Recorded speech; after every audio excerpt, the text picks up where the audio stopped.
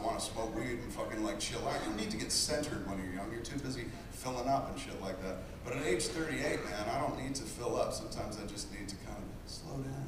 And that's what weed does for me. It creates time, these large pockets of time where I step outside and get a shit ton of work done, and then kind of step back into the real world. So it's worked out for me, and it started with sativas, or indicas, I think, and now we're into sativa country. But the real answer is it doesn't fucking matter. If it's combustible, it's good. Thank you. Thank you.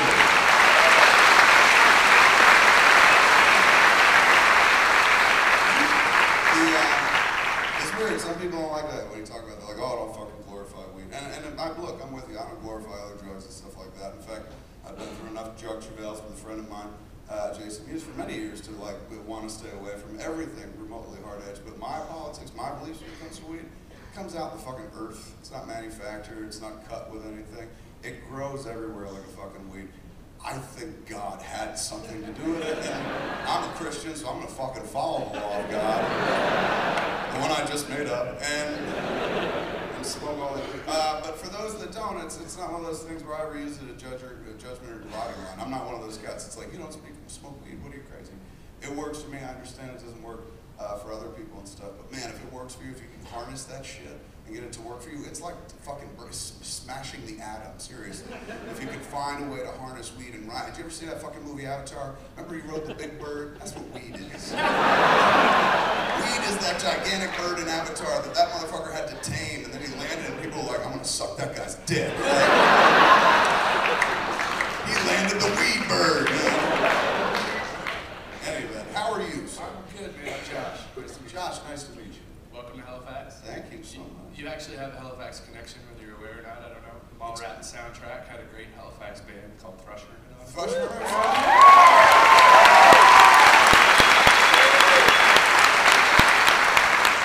I have one more connection, and it's not nearly as obvious as that, and obviously I missed that one as well. The little girl from Juno, she from here, right? Okay. I've met her once.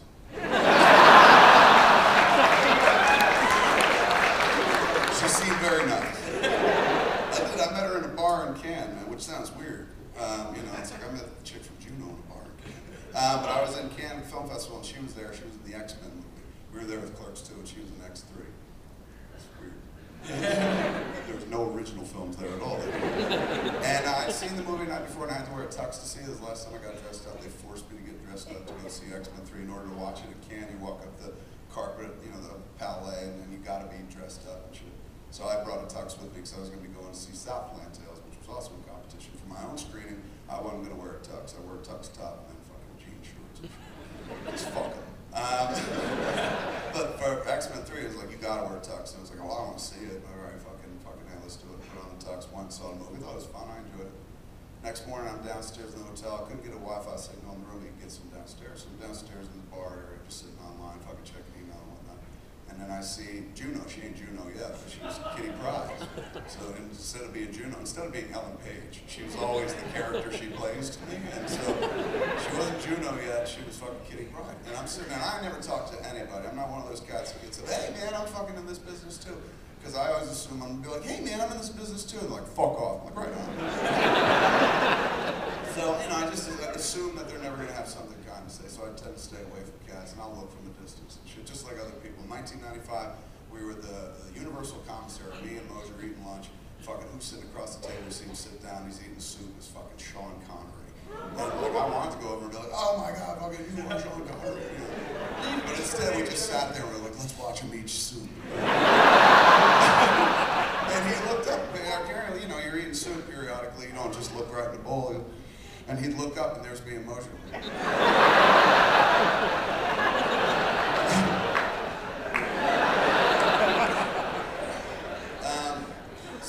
So I generally don't interact with famous fuckers or whatnot, but her, she wasn't huge famous at this point, so I was like, I can get away with talking to her. She might be nice to me and shit like that. Especially if I'm gonna lead with what I led with, which was like, hey man, I saw the fucking movie. I finally closed my computer, got up, was on my way out. I was all dude on my way out the room. Get up to head out. I was like, hey man, I just wanted to say I saw the movie. I thought you were great as Kitty Pryde. And she was like, thanks, man. And that was it. That was the end of our exchange. So based on that, I was like, these Nova Scotians are kind people. Some of us. So my question, as a comic fan, I love Guardian Devil, by the way. Thank you.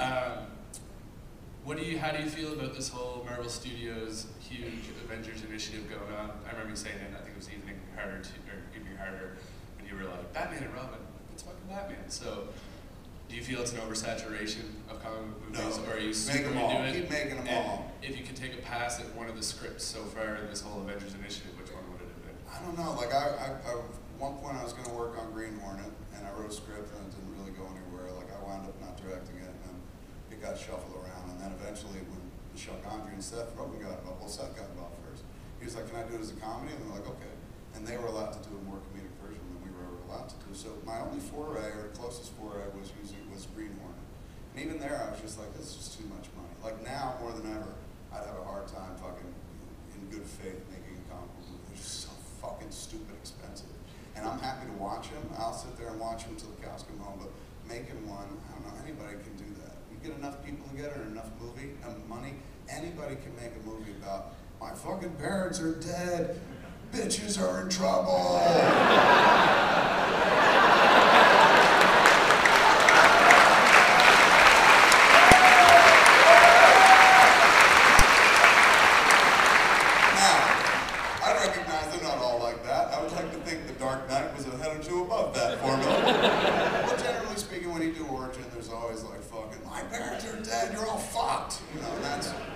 You've seen that movie, and they'll keep making it, and I keep watching it, and I'm happy to do it. I just don't want to be the guy that makes that myself at the end of the day. Especially like I got to a place where I was like, you know what, I'm gonna end this career of mine. I want to go out in a blaze of glory, go out strong. I felt like I came into this business very, very strong, saying original things, Clerks, Mallrats to some degree, Chasing Amy, Dogma. These were things that like nobody made those movies, and they had to be made by me because nobody else was gonna fucking make those movies because nobody had an interest in making those movies. They exist solely because I used to go to the movies and be like, I don't see myself on the screen ever. You know, I see fucking lots of thin people, but I don't ever see me. And every once in a while, you'd see you on the screen, kinda, but it would not be a true representation of you. Like, I remember going to see one of the Friday the 13th movies. I think it was one that was in 3D, and there was a heavy dude, and he ate chocolate bars, and he always ate them like raw, so you'd see around his, almost like a fucking Cleveland steamer around his mouth. And he talked weird, like, hey guys, don't go over there, you know. And I remember seeing that movie in the theater and being like, well, I guess that's me.